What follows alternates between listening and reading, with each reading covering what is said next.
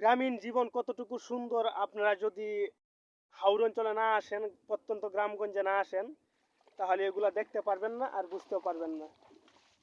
আমি আসলাম অনেক দূরে, গ্রাম থেকে প্রায় 20 থেকে 30 কিলোমিটার কাদা মাটির রাস্তা হেঁটে পার হতে হয়।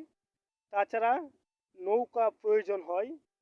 এত কিছু পার হয়েও শুধু আসলাম যে আপনাদেরকে গ্রামীণ মানুষের জীবনযাত্রা সম্পর্কে দেখানোর জন্যে।